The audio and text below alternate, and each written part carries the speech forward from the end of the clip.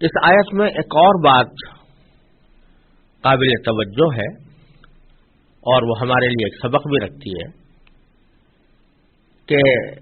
ان منافقوں سے مسلمان یہ کہا کرتے تھے کہ آمنو کما آمن الناس، یعنی ان سے مطالبہ یہ کیا جاتا تھا کہ ایمان اسی طرح لاؤ جیسے کہ اور لوگ ایمان لائے ہیں، یعنی جو سچے مسلمان ایمان لائے ہیں۔ ظاہر ہے کہ یہاں لوگوں سے مراد صحابہ کرام ہیں رضی اللہ تعالی عنہم اجمعین،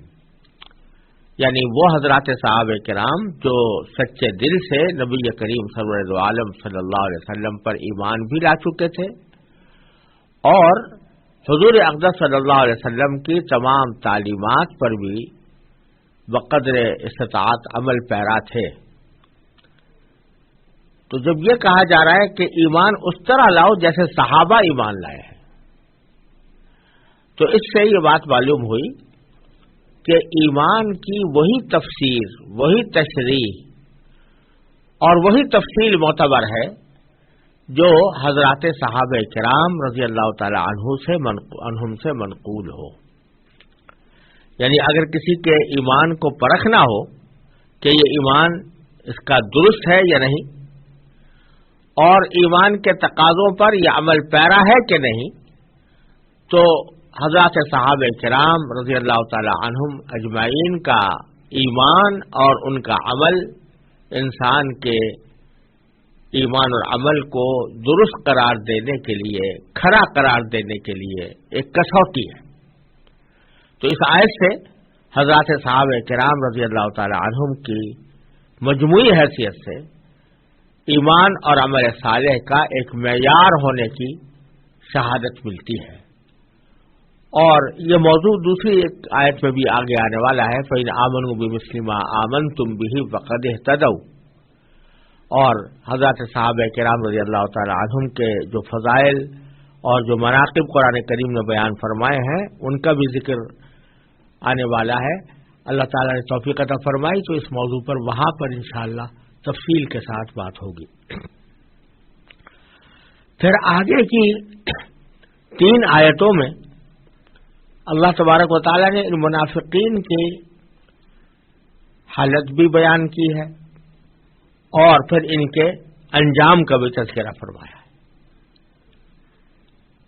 حالت تو یہ بیان کی ہے کہ چونکہ یہ لوگ منافق ہیں تو اذا لقوا الذین آمنوا قالوا آمنا، جب یہ مسلمانوں سے ملتے ہیں تو یہی کہتے ہیں کہ ہم ایمان لا چکے ہیں، لیکن وَإِذَا خَلَوْا إِلَىٰ شَيَاطِينِهِمْ،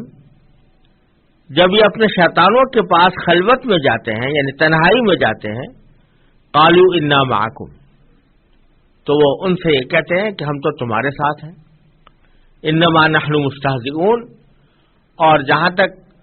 مسلمانوں کے سامنے ایمان کے اقرار کرنے کا تعلق ہے تو وہاں تو ہم مذاق کر رہے ہیں، ہم تو مذاق کر کے یہ کہتے ہیں کہ ایمان لے آئے، حقیقت میں ہم مسلمانوں کے ساتھ یہ مذاق کھیل رہے ہیں، ایک طرح سے ان کی ہنسی اڑا رہے ہیں کہ ان کو یہ یقین دلایا ہوا ہے کہ ہم تمہارے ساتھ ہیں اور تمہاری طرف مسلمان ہیں،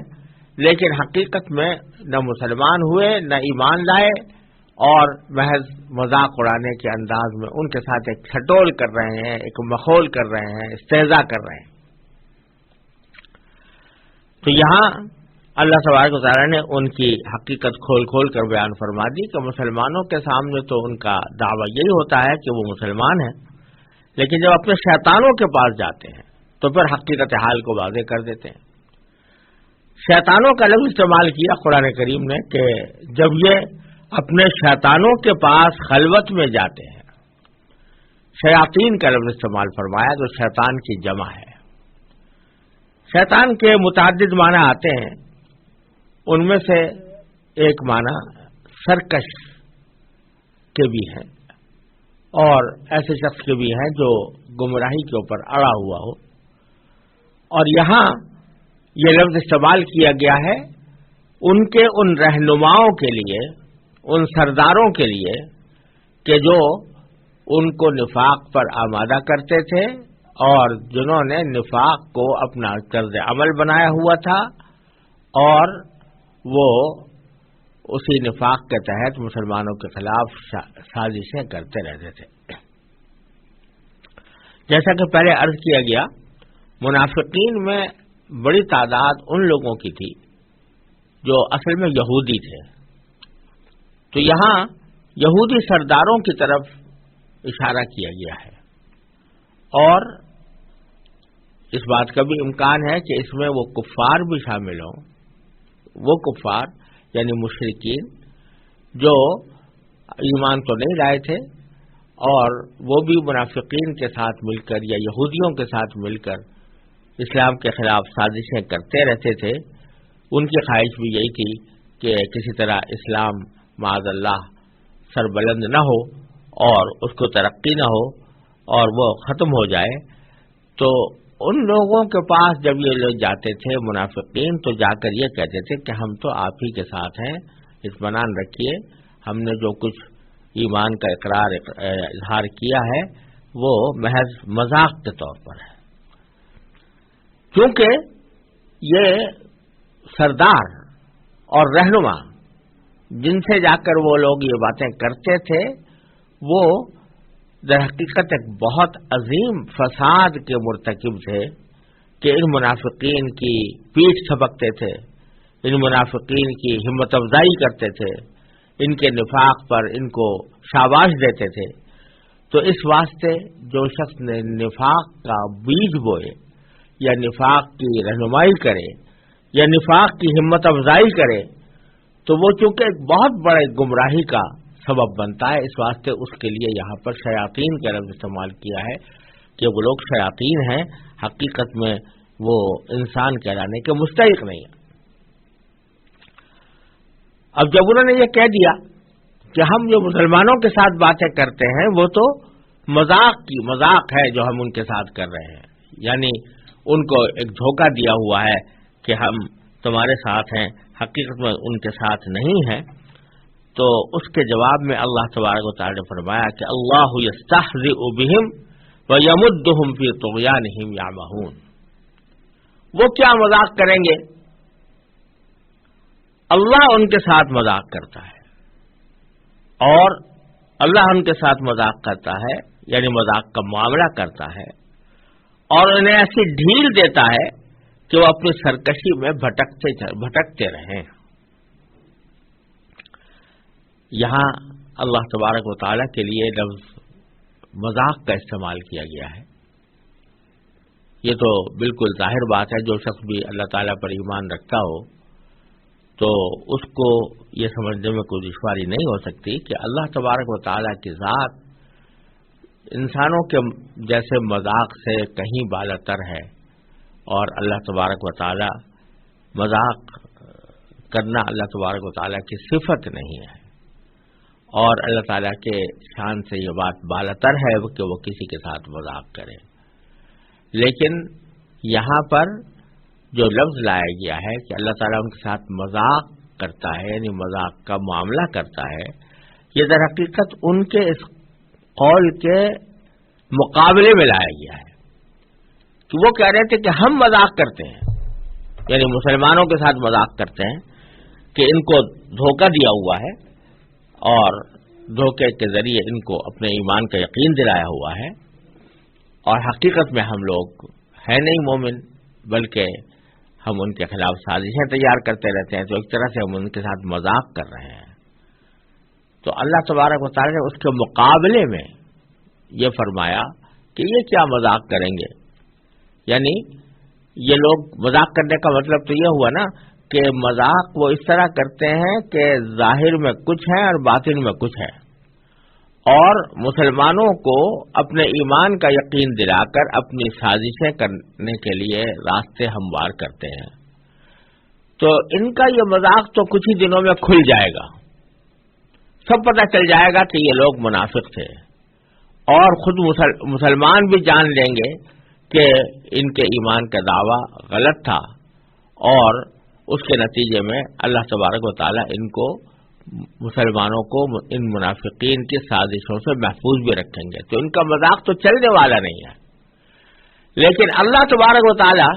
نے ان کے ساتھ یہ معاملہ کیا ہے کہ یمدہم فی طغیانہم یعمہون، اللہ تعالیٰ ان کو ڈھیل دے رہا ہے، اور ایسی ڈھیل دے رہا ہے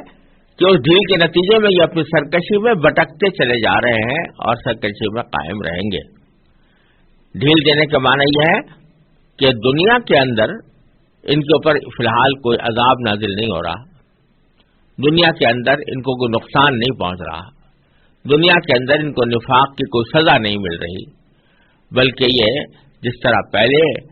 خوشحال تھے اب بھی خوشحال ہیں، جس طرح پہلے مال و دولت کماتے تھے یہودی سود کھا کر، اسی طریقے سے اب بھی کر رہے ہیں، ان کے معاملات میں کوئی فرق نہیں آیا۔ تو اللہ تعالیٰ ان کو ڈھیل دے رہا ہے، یعنی جو خوشحالی ان کو میسر ہے اس خوشحالی کو اللہ تعالیٰ نے باقی رکھا ہوا ہے، جس سے یہ سمجھ رہے ہیں کہ ہم نے جو طرز عمل اختیار کیا ہے وہ طرز عمل کوئی غلط طرز عمل نہیں ہے، اگر غلط ہوتا تو اللہ تبارک و تعالیٰ ہمیں یہاں دنیا ہی میں سزا دیتے تھے، لیکن وہ اس طرح بجائے اس کے کہ دوسروں کو دھوکے میں ڈالتے خود دھوکے میں پڑ گئے ہیں اپنے اس طرز عمل کے نتیجے میں۔ جب اللہ تعالیٰ نے ان کو ڈھیل دی تو وہ خود دھوکے میں پڑے۔ وہ جس دھوکے کو مذاق سے تعبیر کر رہے ہیں کہ ہم نے مسلمانوں کو دھوکہ دیا ہے، دھوکہ دے کر مذاق کیا ہے، تو حقیقت میں اللہ تبارک و تعالیٰ نے جو ان کو ڈھیل دے رکھی ہے اس سے وہ خود دھوکے میں پڑے ہوئے ہیں، لہذا مذاق کا جو نتیجہ ہوتا ہے دھوکے میں پڑ جانا وہ ان کو حاصل ہو رہا ہے۔ اس کو اللہ تبارک و تعالیٰ نے اس طرح تعبیر فرمایا کہ اللہ یستہزئ بہم، وہ کیا مذاق کریں گے؟ اللہ ان کے ساتھ مذاق کا معاملہ کر رہا ہے، اور وہ کس طرح کر رہا ہے کہ یمدہم فی طغیانہم یعمہون، کہ ان کو ڈھیل دیے ہوئے ہے اللہ تبارک و تعالیٰ کہ وہ اپنی سرکشی میں بھٹکتے چلے جائیں، اور اسی طرح وہ بھٹکتے چلے جا رہے ہیں۔ اور آخر میں ان کا انجام یہ بیان فرمایا کہ اولئک الذین اشتروا الضلالۃ بالہدی، یہ وہ لوگ ہیں، احمق لوگ ہیں، جنہوں نے ہدایت کے بدلے گمراہی خرید لی ہے۔ جیسے کوئی شخص کوئی تجارت کرتا ہے تو اپنی کوئی چیز کسی کو بیچتا ہے اور اس کے مقابلے میں کوئی قیمت حاصل کرتا ہے، تو ان لوگوں نے بھی یہ حرکت کی ہے کہ ہدایت کے بدلے انہوں نے گمراہی خرید لی ہے، یعنی اللہ تبارک و تعالی نے نبی کریم سرور دو عالم صلی اللہ علیہ وسلم کے ذریعے ان کو ہدایت عطا فرمائی تھی، دین کا صحیح راستہ دکھایا تھا اور راہ مستقیم کی رہنمائی فرمائی تھی۔ نبی کریم صلی اللہ علیہ وسلم کی تمام تعلیمات ہدایت ہی پر مشتمل ہے، اور یہ ہدایت ان پر ایک اگر دیکھا جائے تو ظاہر بھی ہو چکی تھی، کیونکہ پہلے بھی جیسا عرض کیا گیا کہ یہودی لوگ پہلے سے انتظار میں تھے کہ نبی آخر الزماں صلی اللہ علیہ وسلم تشریف لانے والے ہیں، اور اس کے انتظار میں اشتیاق میں وقت گزار رہے تھے، لیکن جب یہ بات واضح ہوئی کہ وہ نبی آخر الزماں حضرت اسماعیل علیہ السلام کی اولاد میں تشریف لائے ہیں تو ان کے دلوں میں حسد پیدا ہو گیا، جس کی وجہ سے انہوں نے اس کو قبول کرنے سے انکار کر دیا اور منافقت کی روش اختیار کر لی۔ تو ہدایت ان کے سامنے آ چکی تھی، اور اللہ تبارک و تعالیٰ نے ان پر اس ہدایت کو واضح بھی کر دیا تھا، اس کے باوجود انہوں نے اس کو اختیار کرنے کے بجائے گمراہی اختیار کر لی، تو گویا ہدایت کے بدلے میں گمراہی خرید لی۔ اشتروا الضلالۃ بالہدی فما ربحت تجارتہم، تو ان کی تجارت کچھ نفع بخش ثابت نہ ہوئی، ان کی تجارت میں ان کو نفع نہیں ہوا۔ وما کانوا مہتدین، اور ان کو ہدایت بھی نصیب نہ ہو سکی اور صحیح راستے پر بھی نہ آ سکے، تو جو کچھ انہوں نے حرکتیں کی تھی اس سے نہ دنیا کی کوئی منفعت ان کو حاصل ہوئی اور نہ آخرت کا کوئی فائدہ نصیب ہوا، ان کا سارا طریقہ جو ہے وہ بجائے فائدہ کے نقصان کے اوپر منتج ہوا ہے۔ تو حاصل ان کی ساری کارروائیوں کا نقصان ہی نقصان ہے، دنیا میں بھی اور آخرت میں۔ دنیا میں تو اس طرح کہ ان کا نفاق عنقریب کھلنے والا ہے، اور آخرت میں اس طرح کہ ان کو زبردست عذاب ہوگا، جیسا کہ قرآن کریم نے دوسری جگہ فرمایا کہ ان المنافقین فی الدرک الاسفل من النار، منافقین جہنم کے بالکل نچلے طبقے میں ہوں گے۔ اب اس کے بعد اللہ تبارک و تعالی نے منافقین کی ایک تمثیل بیان فرمائی ہے، بلکہ دو تمثیلیں بیان فرمائی ہیں۔ تمثیل کے ذریعے ان کی حقیقت کو واضح فرمایا گیا ہے، اور وہ تمثیل اگلی 4 آیتوں کے اندر آنے والی ہے۔ ان 4 آیتوں کی میں